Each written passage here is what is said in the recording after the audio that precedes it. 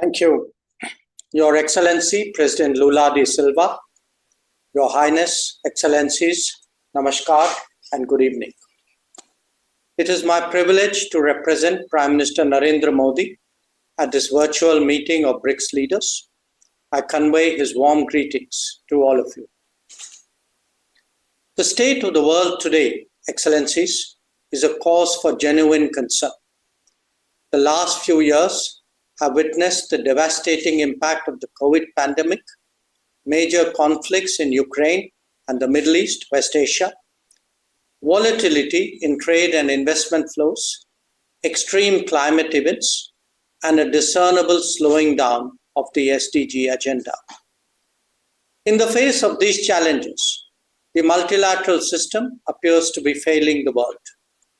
That so many serious stresses are being left unaddressed is understandably having consequences for the global order itself. It is this cumulative concern that BRICS is now discussing. Excellencies, the members of BRICS represent a broad diversity of societies who are nevertheless deeply affected by these developments.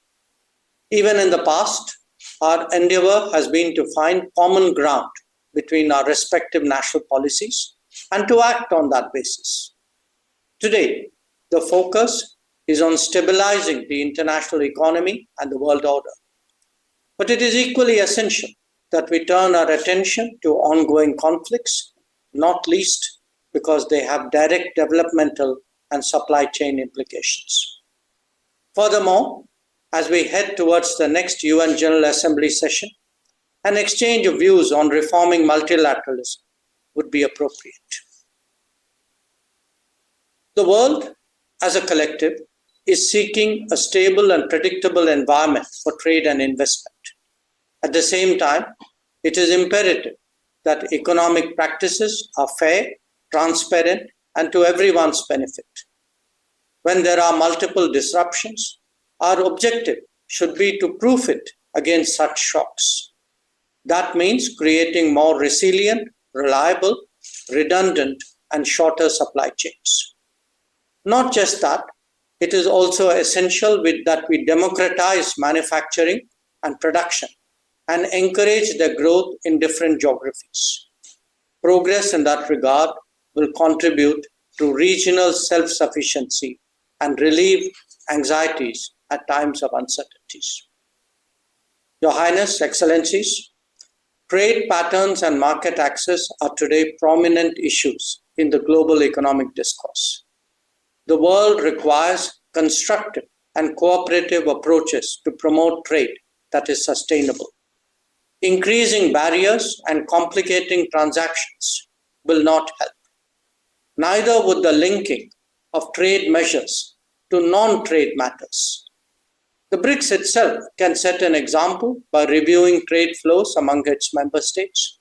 Where India is concerned, some of our biggest deficits are with BRICS partners, and we've been pressing for expeditious solutions. We hope that this realization will be part of the takeaways from today's meeting. The international trading system is based on the foundational principles of open, fair, transparent, non-discriminatory, inclusive, equitable, and a rules-based approach with special and differential treatment for developing countries. India strongly believes that this should be protected and nurtured. Excellencies, the world today also seeks an urgent resolution of ongoing conflicts.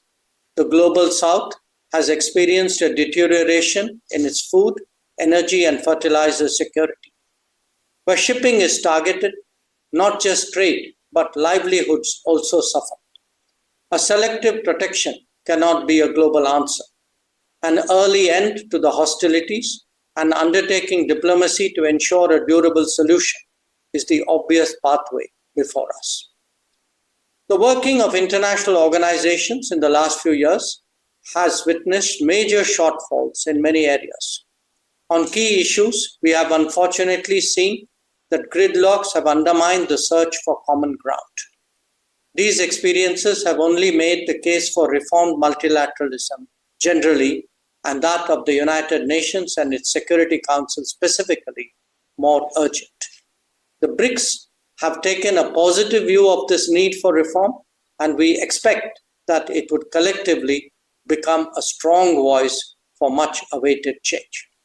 Excellencies, even as the world grapples with policy changes, we must not lose sight of bigger concerns, especially climate change.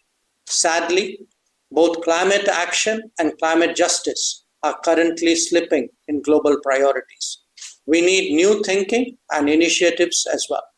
I commend the International Solar Alliance, the Coalition for Disaster Resilient Infrastructure, and the Global Biofuels Alliance for your consideration. In conclusion, let me again thank President Lula da Silva for convening us today and for the opportunity to present India's views and positions. I thank you.